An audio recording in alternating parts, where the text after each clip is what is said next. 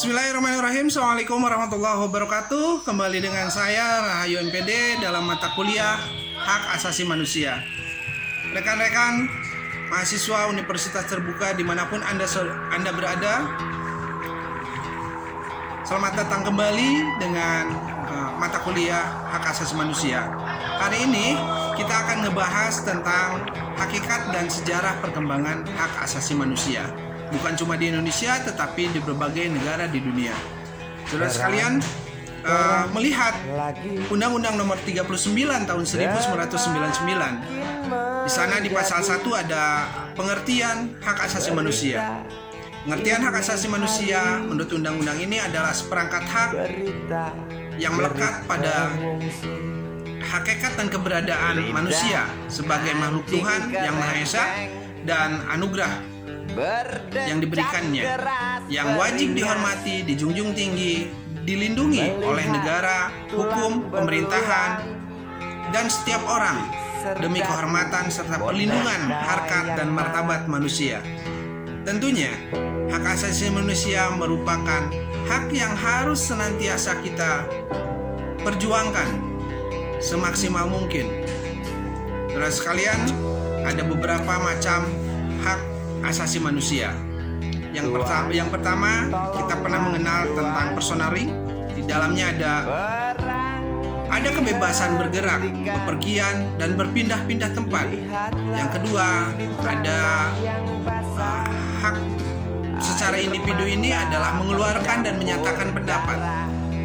Yang selanjutnya, memilih dan aktif di dalam organisasi perkumpulan. Selanjutnya, hak untuk memeluk agama, menjalankan agama dan kepercayaan sesuai dengan apa yang diyakininya.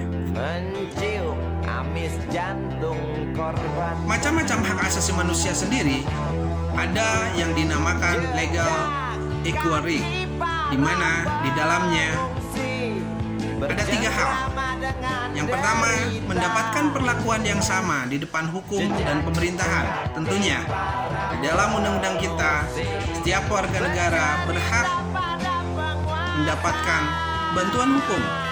Setiap warga negara bersamaan kedudukan di depan hukum dan pemerintahan, tanpa ada kecualinya. Selanjutnya, legal equality di sini menjadi pegawai.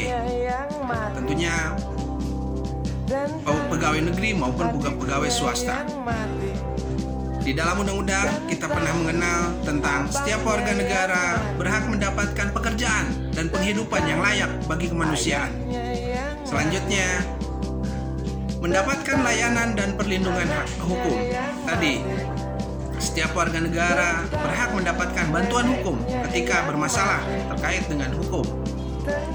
Ada property rights. Di dalamnya ada kegiatan jual beli, ada pengadaan perjanjian kontrak, melakukan sewa menyewa, hutang piutang, memiliki dan mendapatkan pekerjaan yang layak. Selanjutnya ada yang namanya hak asasi yang berhubungan dengan political will. Dalam political rights di sini, saudara memiliki hak dipilih dalam pemilu maupun memilih. Selanjutnya, ikut serta dalam kegiatan pemerintahan, membuat dan mendirikan partai politik, termasuk di dalamnya adalah organisasi politik, membuat dan mengajukan suatu usulan petisi terhadap negara tentunya. Selanjutnya, ada macam-macam hak asasi manusia, diantaranya adalah procedural rights. Di dalamnya ada 4 hal yang dibahas di dalam konten ini. Yang pertama, mendapatkan pembelaan hukum di pengadilan. Hak persamaan atas perlakuan penggeledahan, penangkapan, penahanan, penyelidikan di mata hukum. Semuanya harus sesuai dengan prosedur yang telah diberlakukan. Saudara sekalian,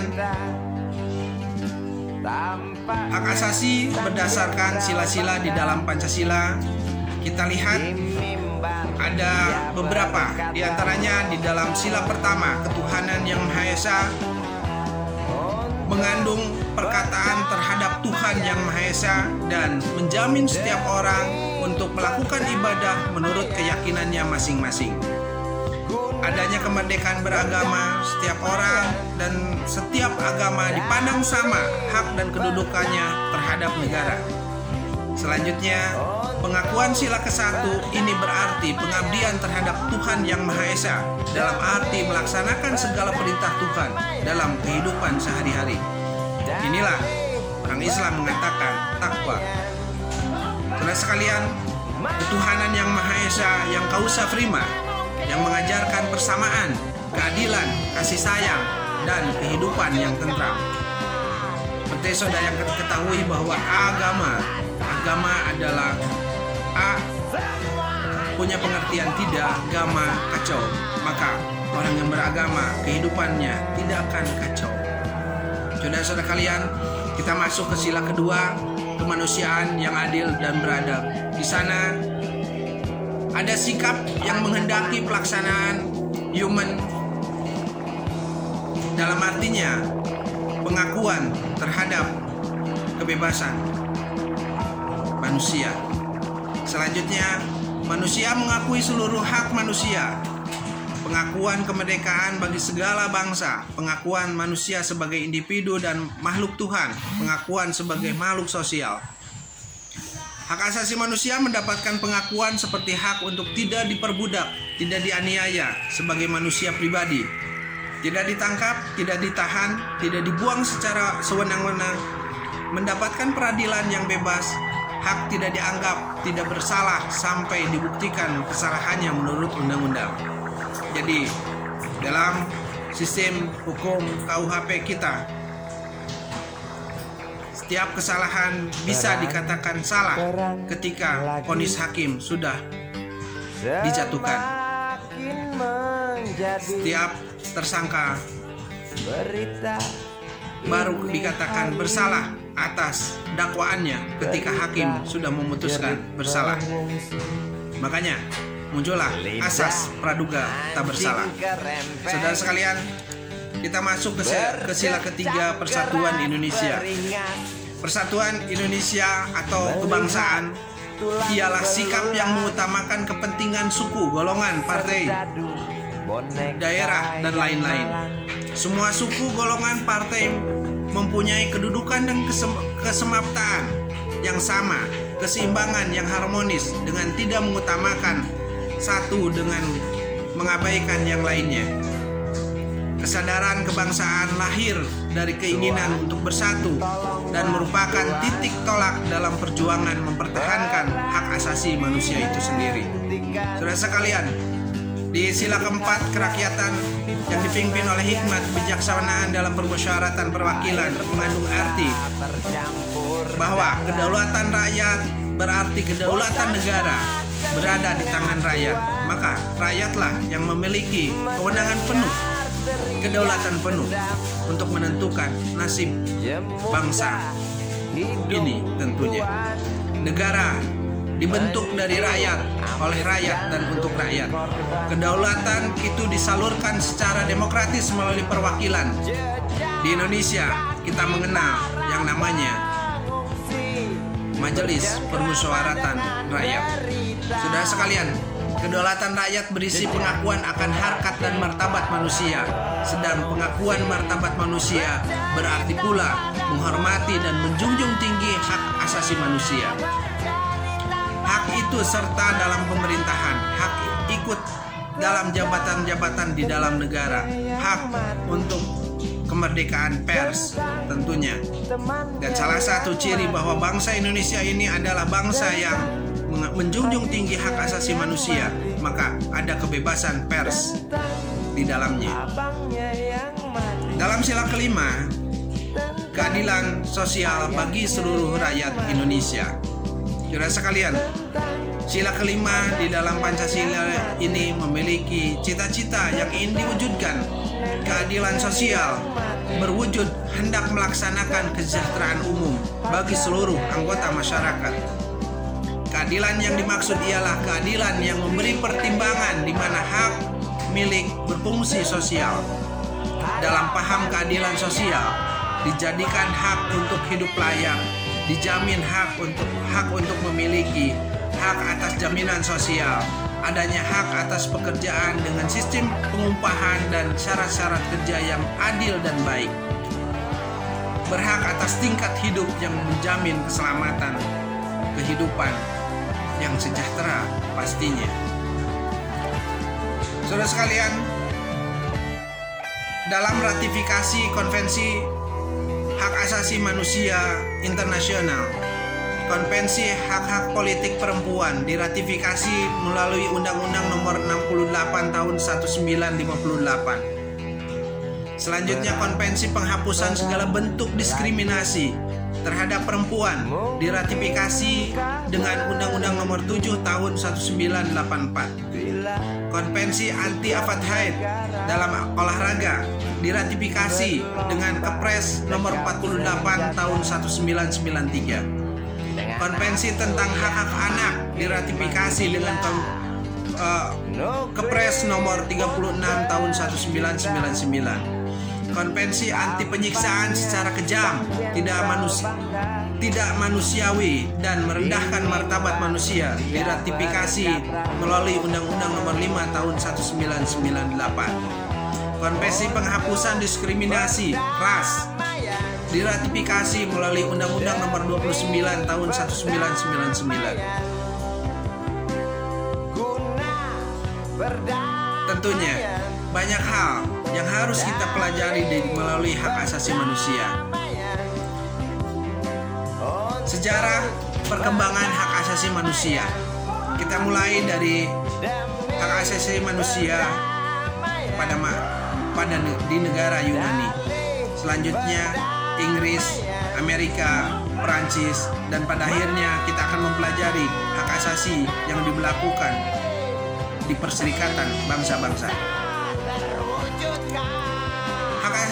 Hak asasi di negara Yunani, salah satu filosof yang kita kenal pasti Socrates 470 sampai 399 sebelum Masehi, Plato dengan 428 sampai dengan 348 sebelum Masehi meletakkan dasar bagi perlindungan dan jaminan diakuinya hak-hak asasi manusia. Konsepsinya menganjurkan masyarakat untuk melakukan sosial kontrol kepada penguasa yang zalim, tidak mengakui nilai-nilai keadilan dan kebenaran. Aristoteles 348 sampai 322 sebelum Masehi mengajarkan pemerintahan harus mendasarkan kekuasaan pada keamanan, pada kemauan dan kehendak keluarga negaranya. Mereka mengajarkan semuanya tentang hak asasi manusia dan mengedepankan kepentingan rakyat pada masa itu. Saudara sekalian, hak asasi manusia di Inggris.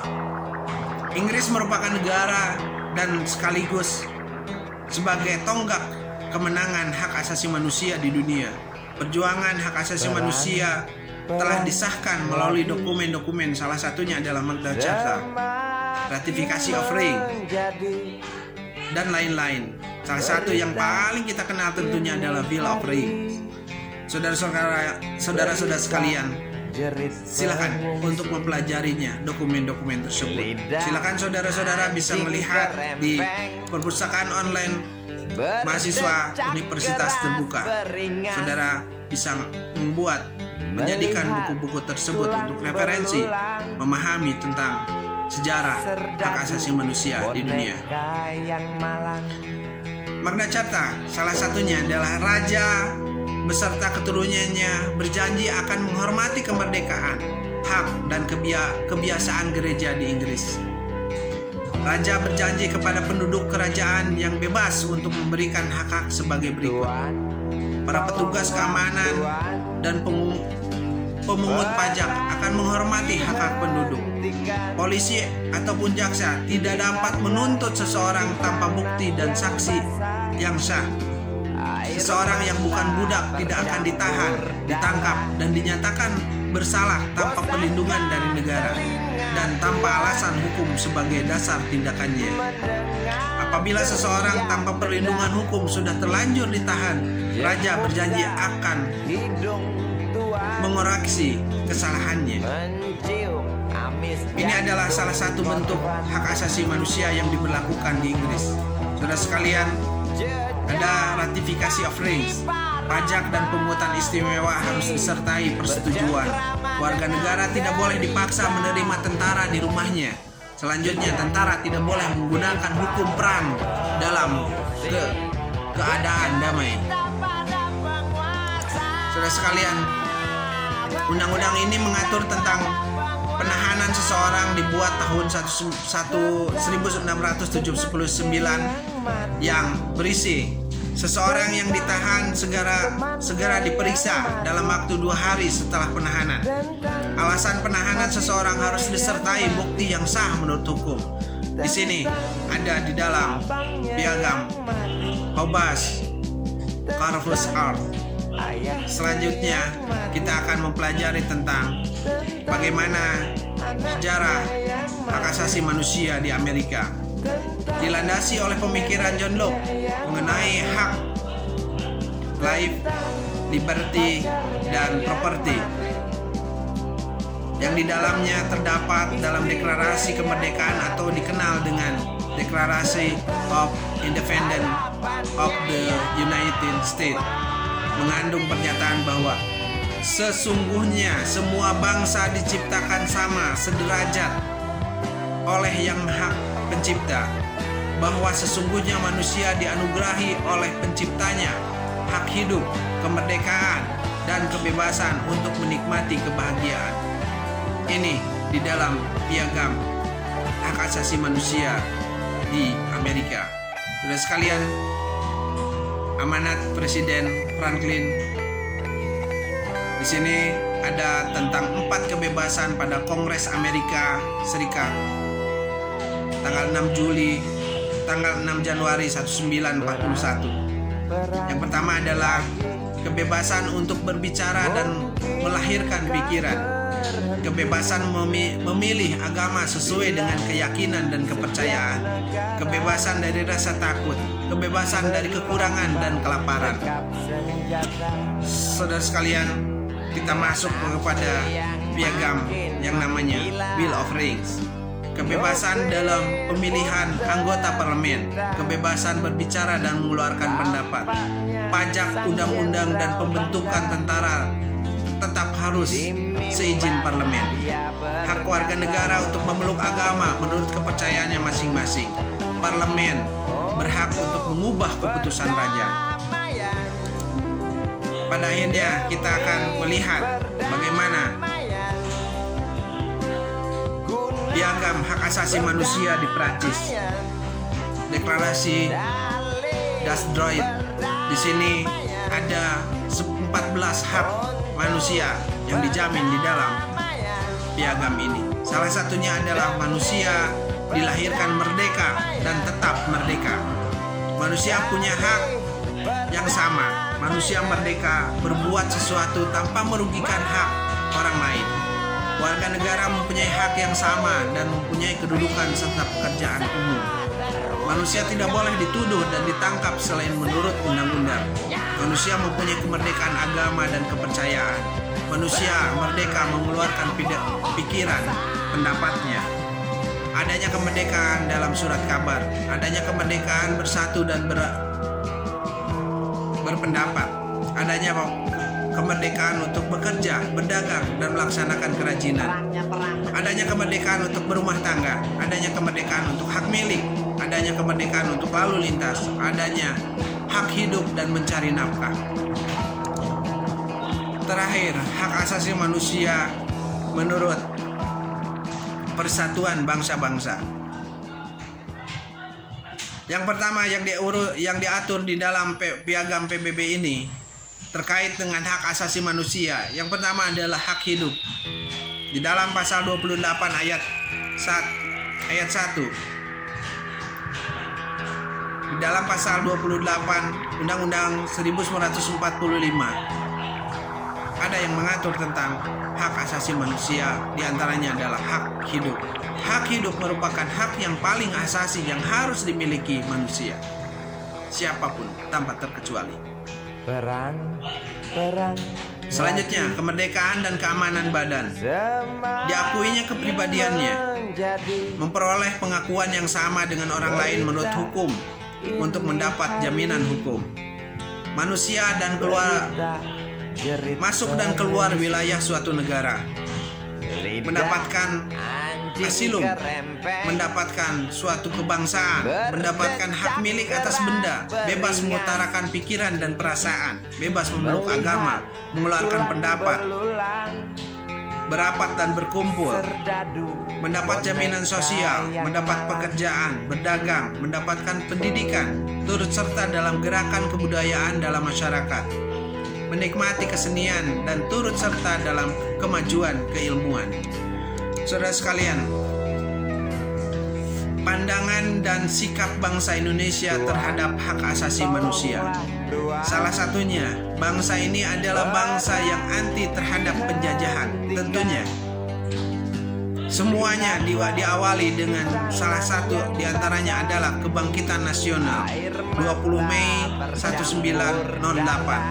Diawalinya lahir berbagai pergerakan kemerdekaan pada awal abad 20 di Indonesia. Selanjutnya, proklamasi kemerdekaan Indonesia 17 Agustus 1945.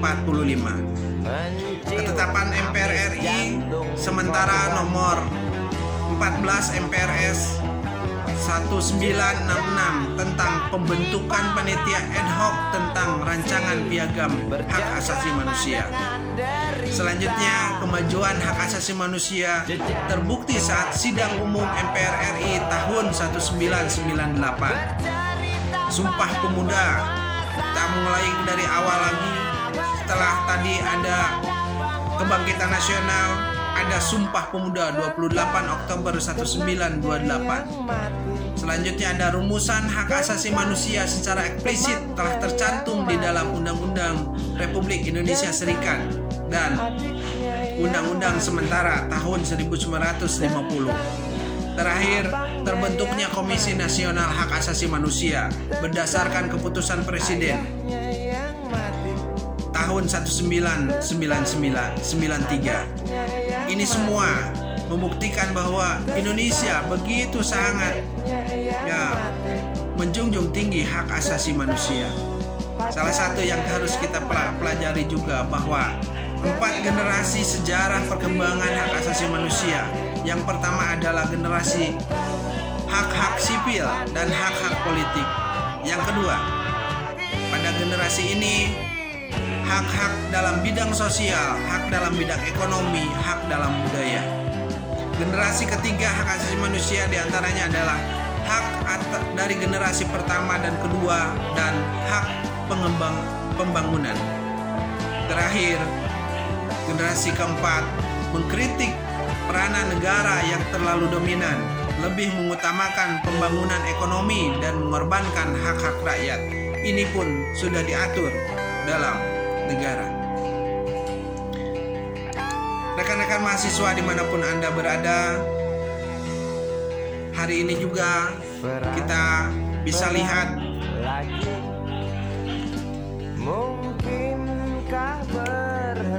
seperti apa hak asasi manusia yang sudah dan telah diberlakukan di dalam negara ini. Inilah adalah instrumen hak asasi manusia nasional dan instrumen internasional ketika kita perlihatkan seperti apa di Indonesia, seperti apa di negara-negara di dunia. Dalam pembukaan Undang-Undang Dasar 1945, amandemen kedua Undang-Undang Dasar 1945 pasal 28A sampai J, Undang-Undang Nomor 39 Tahun 1999 dan Undang-Undang Nomor 26 Tahun 2000. Ini membahas semuanya tentang hak asasi manusia di Indonesia. Sementara di dunia internasional sudah dijelaskan terkait dengan hak asasi manusia itu sendiri. Yang pertama, Deklarasi Universal HAM. Yang kedua, 2 jaminan perjanjian internasional Kovenant, yaitu Kovenant Internasional tentang hak-hak sipil dan politik serta hak-hak ekonomi, sosial, dan budaya. Akhirnya, saudara sekalian, materi kuliah ini sudah saya sampaikan untuk saudara semua melakukan pembelajaran lebih detail, melakukan analisa-analisa lebih detail secara faktual. Saudara bisa melihat, mengkritisi apa-apa yang sudah dilakukan, apa-apa yang belum dilakukan dalam penegakan hak asasi manusia. Mari saya mengajak saudara semua untuk berjuang terus dalam penegakan hak asasi manusia. Karena undang-undang kita, konstitusi kita sudah menjamin semua hal terkait dengan hak asasi manusia. Akhirnya, jadilah selalu orang baik. Berjuanglah untuk kebaikan. Dan pada akhirnya, orang yang pintar dan membicarakan masa lalunya, dia adalah pemilik masa lalu. Sementara saudara yang terus belajar hari ini, saudaralah yang memiliki masa depan. Terima kasih, saya Rahayu. Assalamualaikum warahmatullahi wabarakatuh.